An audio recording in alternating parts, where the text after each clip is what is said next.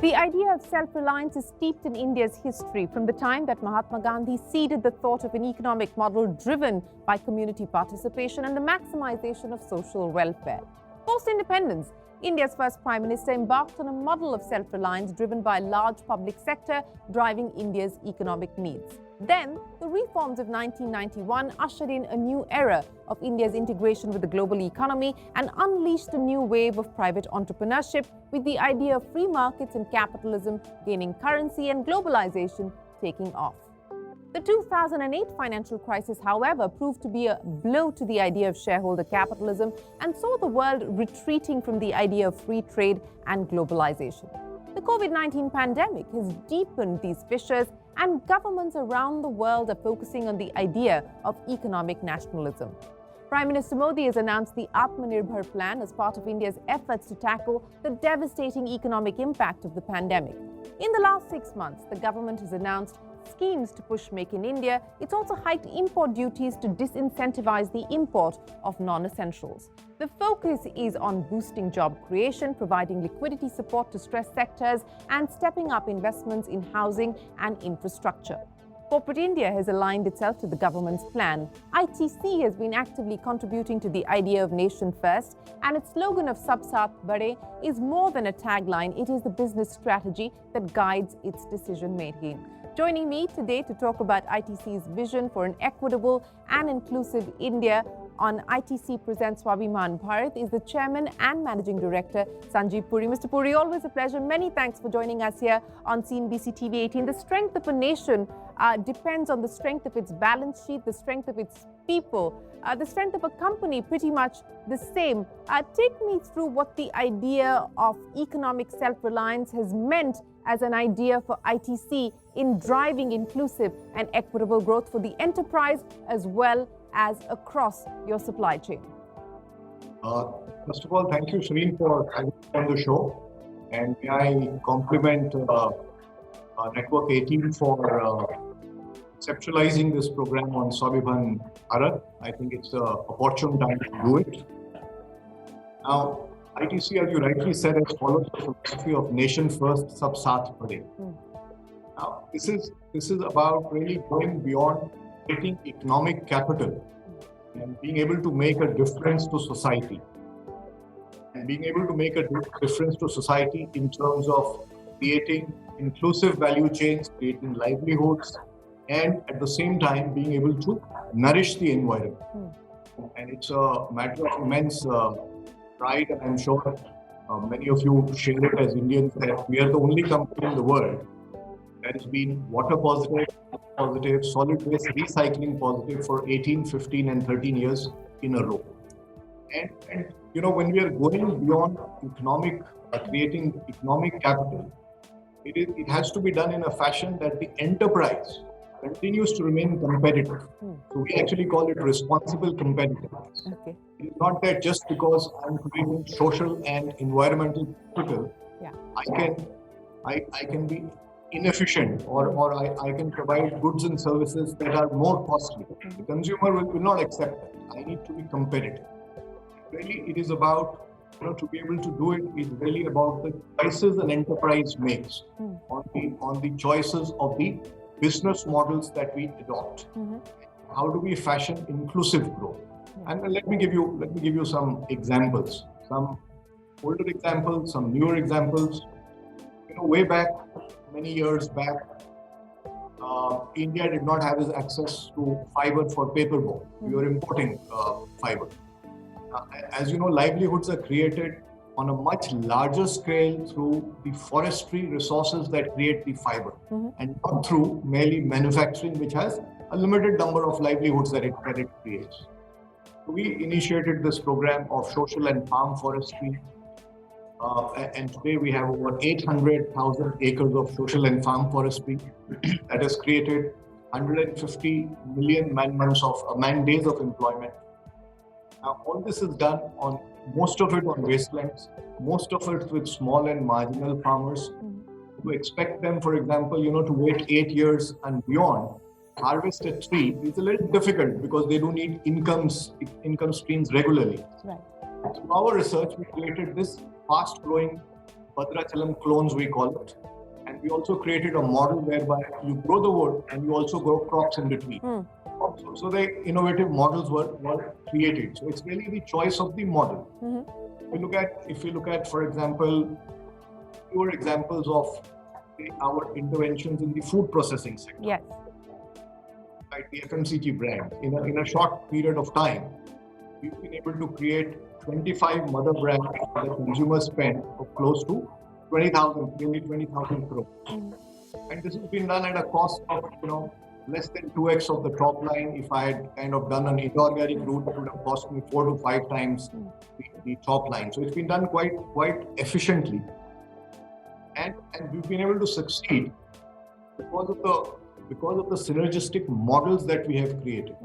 We take the example of one very well-known brand, which is Ashirwad Atta, which is by far the market leader.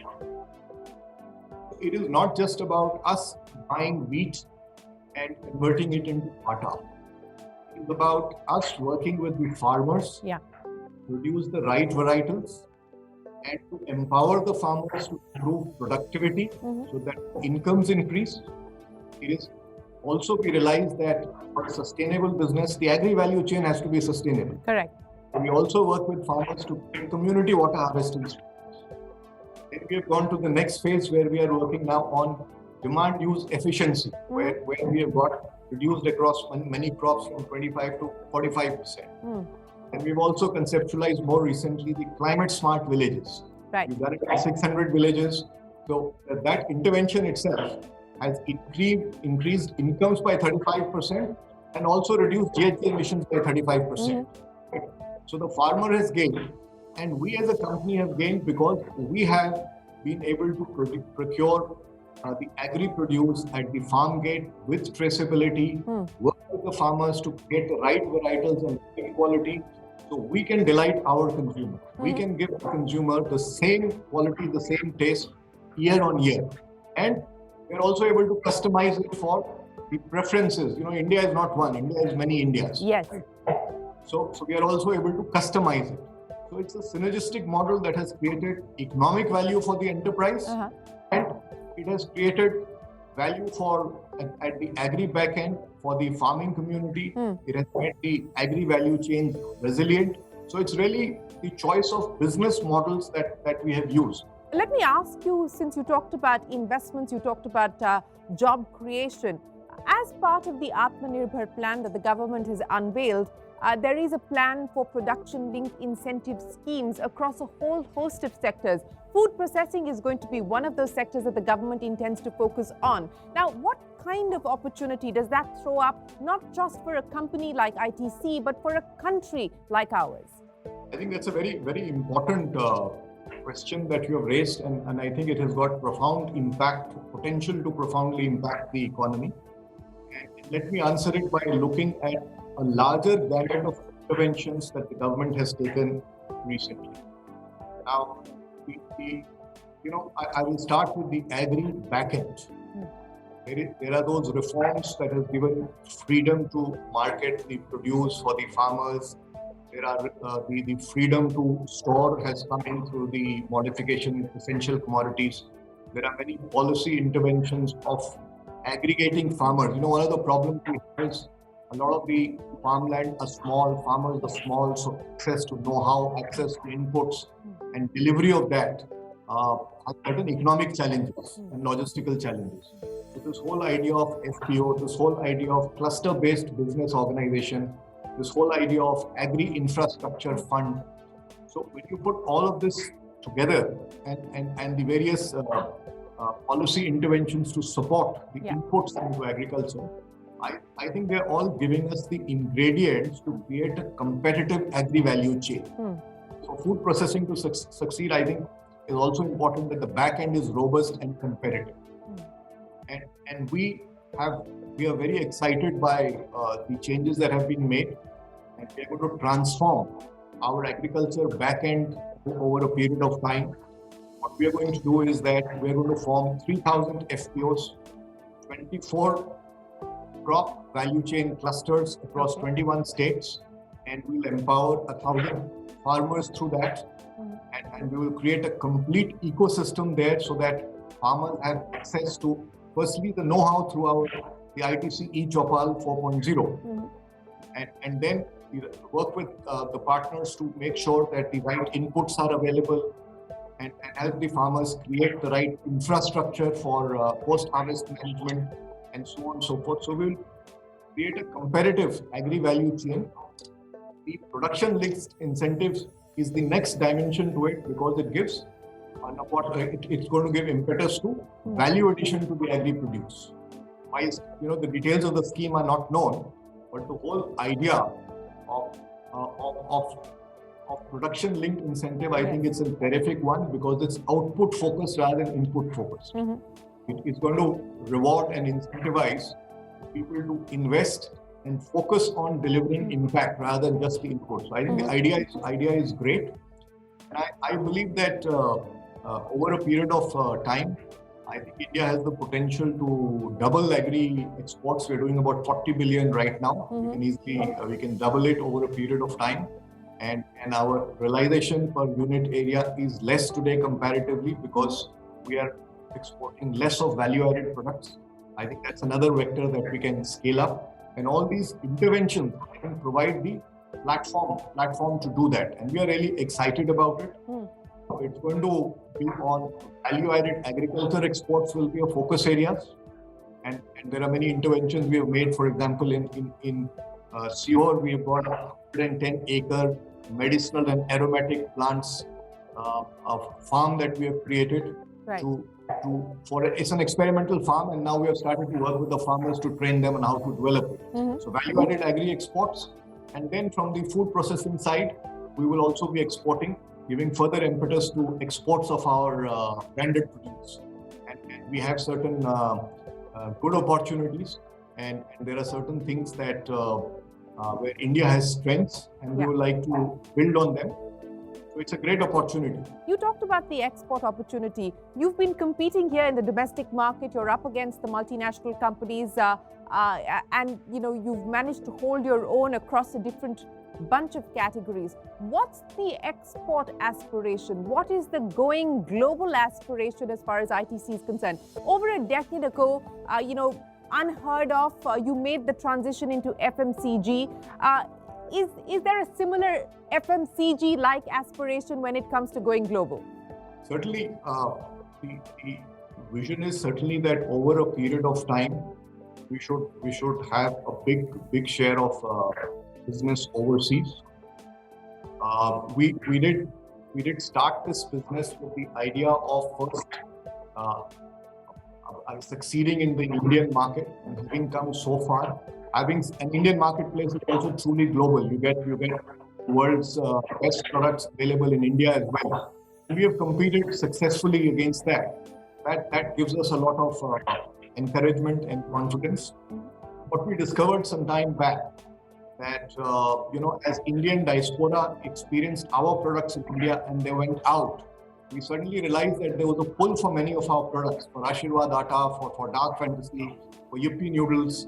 And that's how, while we were focused on the Indian market, that's how our exports started in a let me say, a very calibrated fashion, because it was more pull related, not sort of active promotion. And today our products are available in 60 countries. So again, most of it is pull related, but certainly as our brands have acquired stature, I think the opportunity is there over time to make a bigger play beyond the Indian borders. And we are looking at certain areas that we would like to focus on. We're building a plan on that. And over time, certainly with the strengths that we have got in India and our own capacity of research and development at the ITC Life Sciences and Technology Center, I think we're certainly going to put further impetus in it over time. One of the things that is going to be imperative in building globally competitive and globally relevant brands is the focus on R&D and the focus on enhanced R&D investment.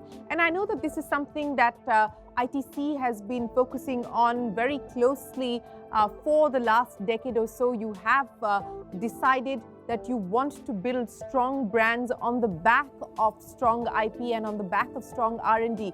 What is going to be the driving force behind that strategy as you look into the future? So you are absolutely right. We've been making continued investments in R&D at the ITC Life Sciences and Technology Center. We have about 350 scientists there, who have about 900 patents to their credit. And our research and development spans a wide range of areas, right from the agriculture backend to also building competitive and innovative brands. I mean, we are very encouraged by the fact that we are able to, although we are a relatively young player, bring out to the market really differentiated or first time to the market products. You know, I spoke about Chocofills is one example. We some time back launched the Fiamma shower gel with encapsulated technology, the first time in India. We brought out some time back, of course, this is a category a little bit under stress right now under deodorants. Yes.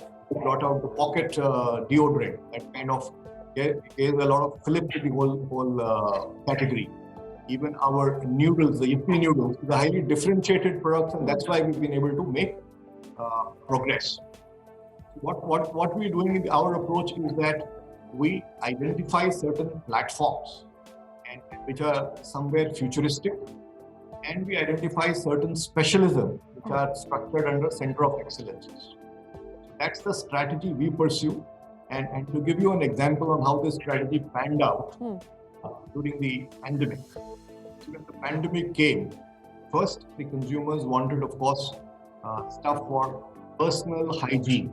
So which is the hand wash, the soaps, the sanitizers, which were very much available in the market, but of course, a lot of capacity had to be ramped up and so on and so forth. Then there was a need for surface protection. We were the first off the block to create the Savlon disinfectant spray. And all this was possible because we have been nurturing the platform of hygiene and sanitation. And then, as winters is coming back, there's a new need emerging. So when you go out today to a market, you want to come back and wash your clothes. But you cannot do that for woolens every time. So there's a need for a fabric disinfectant spray. So we've just brought that out into the market. Okay? There was a need for consumers were looking for an effective way of washing fruits and vegetables. Consumers were looking for natural options there. Yes. Some of the other options were not natural. So we brought out Moon Wash, which is a 100% natural product. And then as people started to go out, there was need for sanitizing wipes. So came Savlon disinfectant wipes. So all these products were kind of launched during the lockdown. They were developed or repurposed from the platforms that we are. So this is the power that the approaching R&D gives us. Let me give you another example aside from products. Also, using our R&D capabilities to help solve societal issues. Plastics is a concern area. So our packaging division is developing plastic substitutes. So we've got a Philo series, Omega series, BioSeal, and I'm also encouraged by the fact that some of it is also found encouraging response beyond India.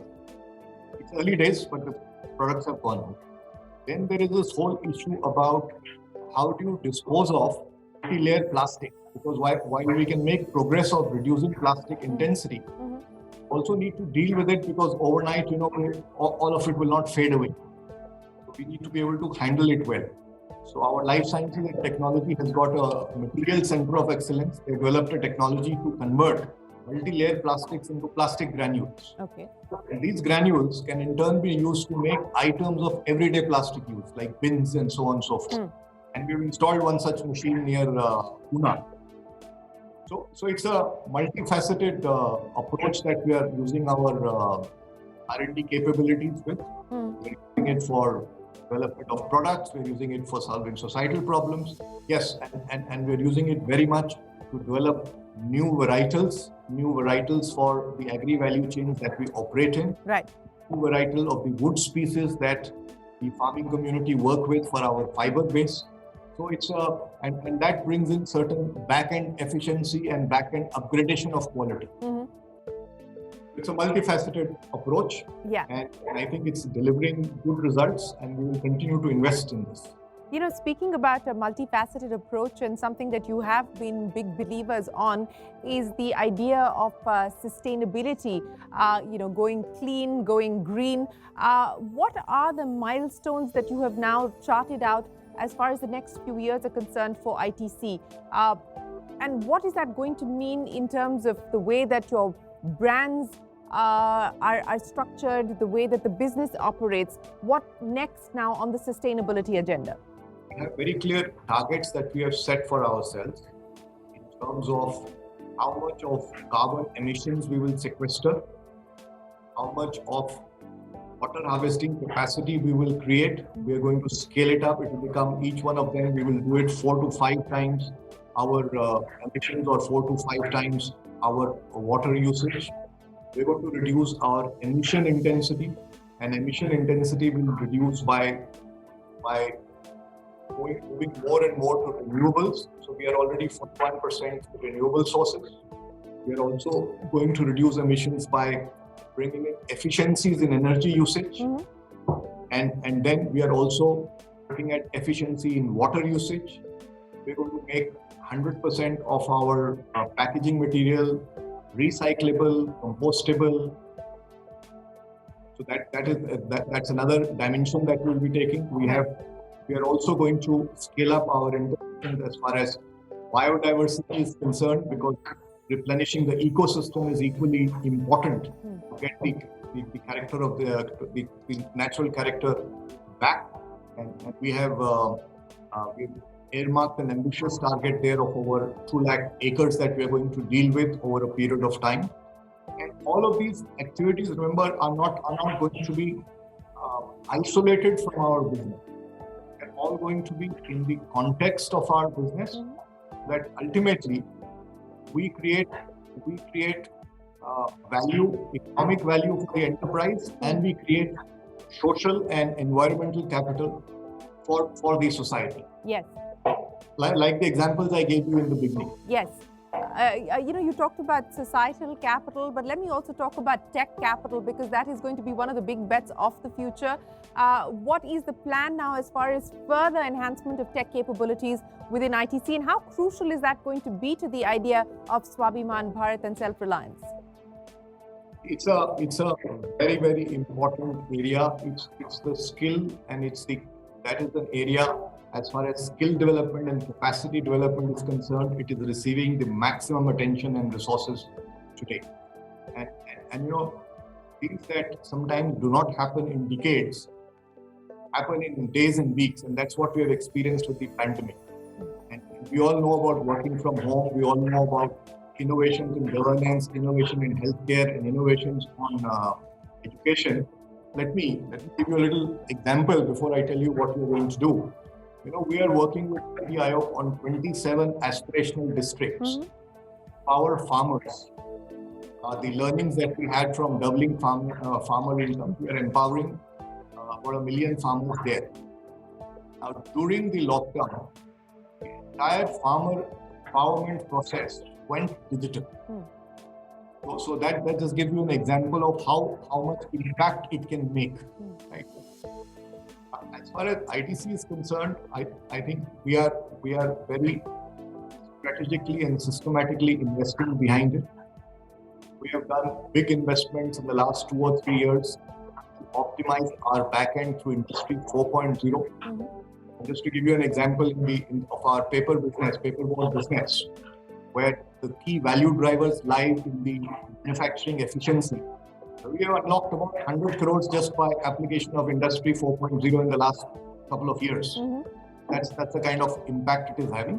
And it has got projects and initiatives across all our businesses. Right. Then there is piece on the front end, which is about consumer engagement.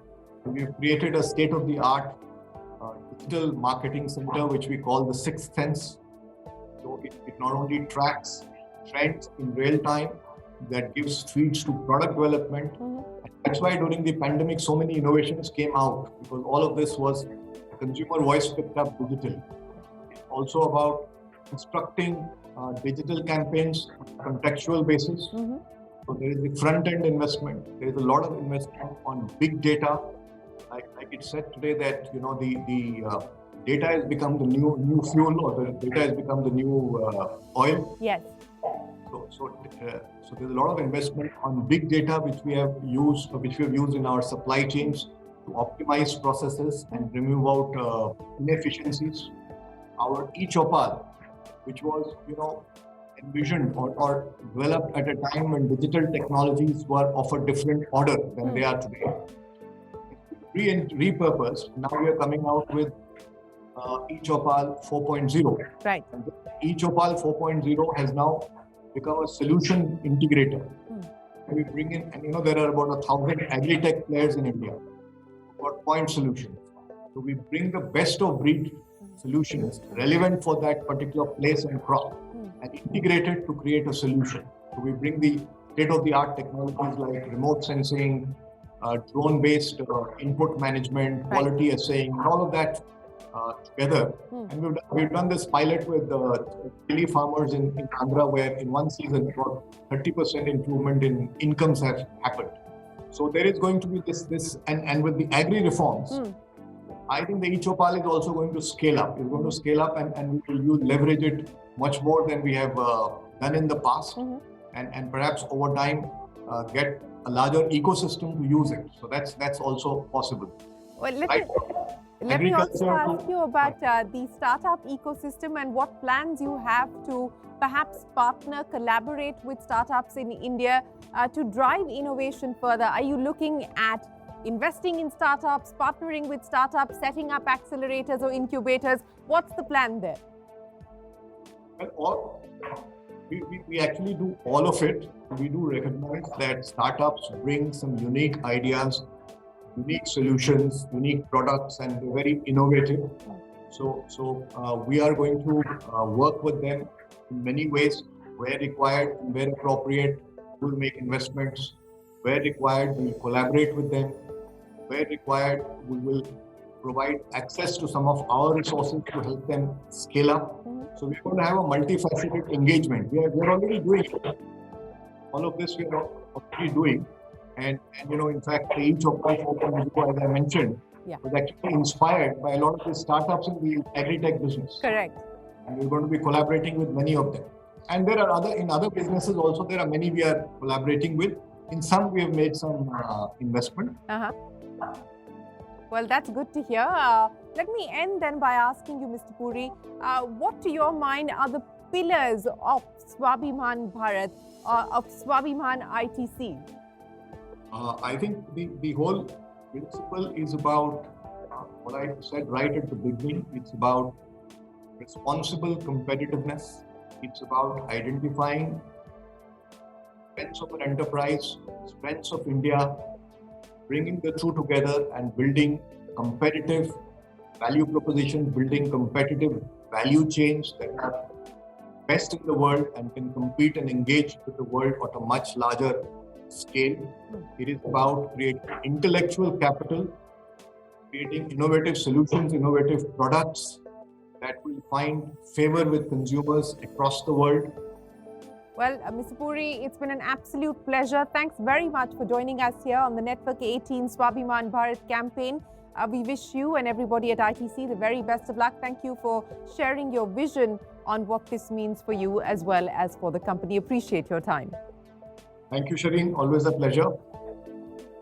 Well, with that, it is time for us to wrap up our curtain raiser, but do stay tuned to Network 18. We will have a lot more inspiring stories that will take forward the idea of Swabhiman Bharat. From all of us here, goodbye. Many thanks for watching.